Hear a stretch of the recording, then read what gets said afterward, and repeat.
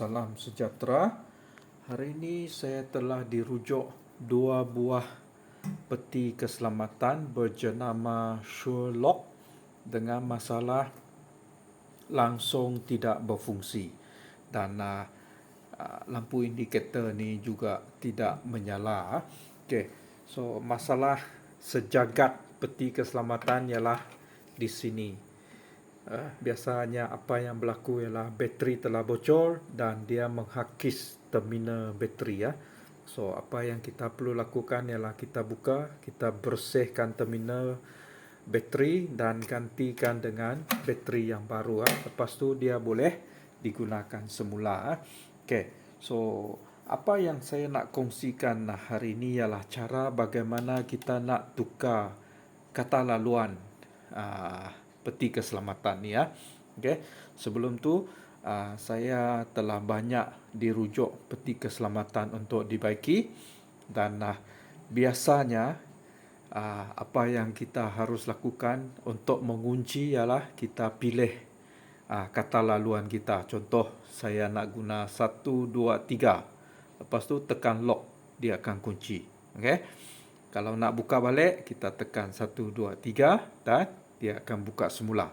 Okey, itu biasanya. Tetapi peti keselamatan ini dia sedikit berbeza, di mana jika kita nak gunakan peti keselamatan ni, kita perlu tukar kata laluan dia. Okey, maksudnya selagi kita tidak tukar kata laluan pengguna sebelumnya tetap berada di dalam ini. Okey, contoh ini peti keselamatan telah saya setkan kata laluan dia 1, 2, 3, 4, 5, 6. Okey, untuk mengunci saya cuma perlu tekan lock saja. Okey, dia close. Okey, untuk buka saya tekan kata laluan saya 1, 2, 3, 4, 5, 6. Open dan dia akan buka. Okey, so peti keselamatan seperti ini agak berbahaya. Katakan saya masukkan barang, okey, lepas tu saya tekan lock, dia terus kunci. Okey, dan saya tak tahu apa nombor kata laluan pengguna sebelumnya. Jadi saya tidak akan dapat membuka peti keselamatan ini, melainkan dengan menggunakan kunci. Dia ada kunci ni untuk membuka. Okey, so apa yang saya nak kongsikan hari ini ialah cara bagaimana kita nak tukar kata laluan. Okey, sebelum kita nak tukar kata laluan, pastikan dia dalam keadaan open. Okey, macam ni lock kita tak dapat buat ataupun tukar kata laluan. So saya buka dulu 1, 2, 3, 4, 5, 6. Okey, nampak? Dah buka. Okey, cara dia ialah anda tekan clear 68 lock. Okey, lepas tu dia akan keluar perkataan NEW dan kita masukkan kata laluan kita. Contoh sekarang saya nak guna 789. Saya tekan lock.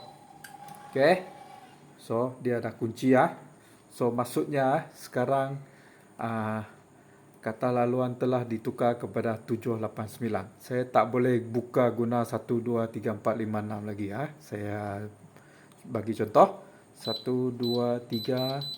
Tengok, dia kata error, tak boleh sebab saya dah tukar kepada 789. Okey, saya guna 789 dan dia buka. Okey, nampak? Dah buka. So ingat ini peti keselamatan sedikit berbeza daripada peti keselamatan yang lain.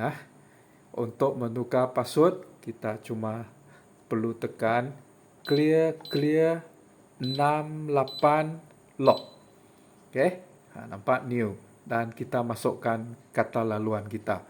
Contoh saya nak guna sekarang 159. Okey, lock. So dia akan kunci. So maksudnya saya perlu guna 159 untuk buka. Okey, saya tunjukkan 159. 159. Okey, open ah. Okey, sekarang saya bagi contoh ah. Untuk mengunci saya tekan lock saja. Okey, dah kunci ah, tak dapat buka. So, untuk buka kita gunakan kata laluan kita tadi iaitu 159. Okey, nampak? Dah buka ah. Okey, boleh? Selamat mencuba.